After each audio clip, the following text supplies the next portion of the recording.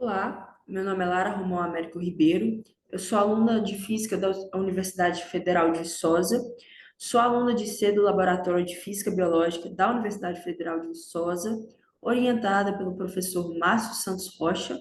Eu estou aqui para falar do meu trabalho sobre a manipulação das nanopartículas do polímero conjugado MEH-PPV, utilizando a técnica da pinça ótica. Bom, o que é a pinça ótica? A pinça ótica, a grosso modo, ela é um feixe fortemente focalizado por uma objetiva. Ela consegue criar armadilhas capazes de aprisionar objetos próximos à região focal. E a forma com que essa armadilha é criada, ela depende da natureza do material e de como esse material interage com o laser. Isso tudo faz da pinça ótica uma excelente técnica para você manipular e caracterizar materiais. No caso, a gente está interessado em nanoestruturas. As nanoestruturas em questão são os pontos quânticos de polímeros conjugados, os PDOTs. Os PDOTs são uma classe de material muito interessante, está muito em alta por causa das propriedades como baixa toxicidade, boa fotoluminescência. Tudo isso traz para a gente um potencial muito bom de aplicações, potencial muito amplo, como por exemplo aqui em biosensoriamento, bioimagens, tecnologia como placas solares, fotônica, dispositivos optoeletrônicos, biomedicina, nanomedicina. E é muito interessante que se possa estudar a estrutura desses materiais, caracterizar esses materiais, e a pinça ótica está aí para isso, é uma ótima opção. Então, foi isso que fizemos nesse trabalho.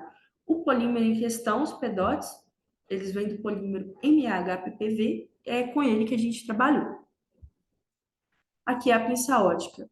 É um esquema, um laser focalizado um laser passando por duas lentes, sendo refletido aqui até um terceiro espelho, que reflete totalmente o laser para dentro da objetiva.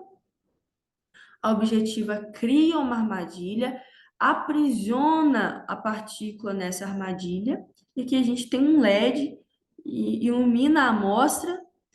E é interessante que esse espelho ele tem que refletir totalmente no comprimento de onda do laser, mas ele tem que ser transparente no comprimento de onda do LED, para que a luz do LED transpareça esse espelho aqui e chegue a uma câmera. E é com essa câmera que a gente vai visualizar a partícula, tirar os dados e tudo mais, fazer as nossas análises. E uma variável muito importante para a gente foi a cor do LED. A gente variou a cor do LED do azul, do vermelho e do verde. Isso vai ser muito importante. Bom, e as forças envolvidas, as forças ópticas, vai ser a força de gradiente, porque a gente está no regime de Rayleigh. O regime de Rayleigh quer dizer que o raio é muito menor que o comprimento de onda do laser.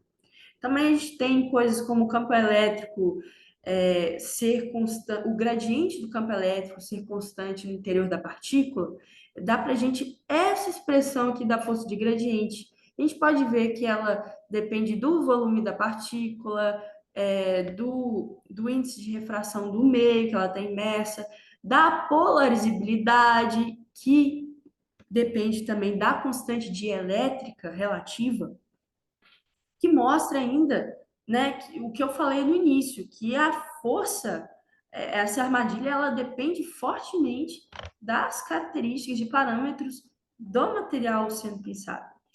E como que a gente vai quantificar tudo isso? A gente vai quantificar, é muito interessante que a gente quantifique a rigidez da armadilha através de uma constante aqui, constante kappa, e a nossa constante de força, né, como ela é conhecida, e ela é menos a derivada parcial em x da a componente x da força de gradiente. E a gente, em todos os experimentos, a gente vai medir ela, nela que a gente está interessado. Resultados. A rigidez da armadilha ela vai variar conforme as cores do LED. Como? Por exemplo, na cor azul, você ilumina a amostra com a cor azul, esse aqui, a gente vai ter esse movimento aqui. Esse movimento, ele é praticamente o movimento browniano da partícula. Ela quase não oscila em relação ao plano focal. Quando a gente muda para o verde, a gente já percebe uma oscilação em relação ao plano focal um pouco mais acentuada. Isso é ainda mais intenso quando a gente ilumina a amostra com a cor vermelha, que é muito mais notável esse movimento, que é uma oscilação muito mais brusca.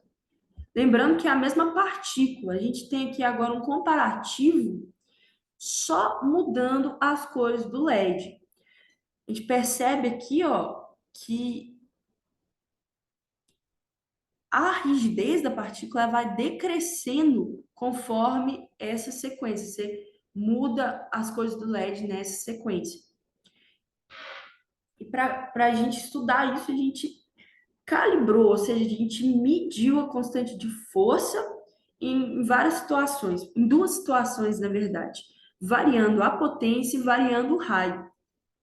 Variando a potência, a gente obteve que esse efeito ele permanece quando você mede a constante de força para as três cores, variando, dando acréscimos na potência, esse efeito permanece. A constante de força no azul, ela é maior do que no verde e é maior, e por sua vez é maior do que no vermelho também.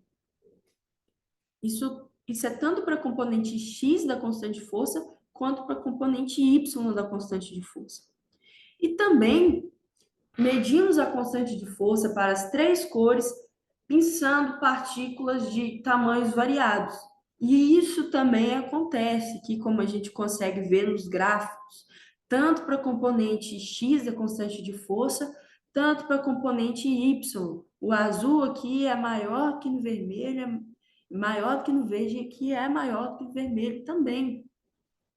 Então, como conclusão, esse efeito, existe esse efeito de enfraquecimento da armadilha nessa sequência de cores. Esse efeito ele se mantém quando você faz a medição da constante de força para as três cores, em experimentos variando a potência e também variando o raio das partículas. Esse efeito existe ainda, mas até o presente momento não se tem uma explicação do porquê que isso acontece. Por fim, gostaria de fazer agradecimentos aos órgãos de fomento, FAPEMIC, CAPES e o CNPq, e também todos aqueles que, direto ou indiretamente, contribuíram para essa pesquisa. Muito obrigada.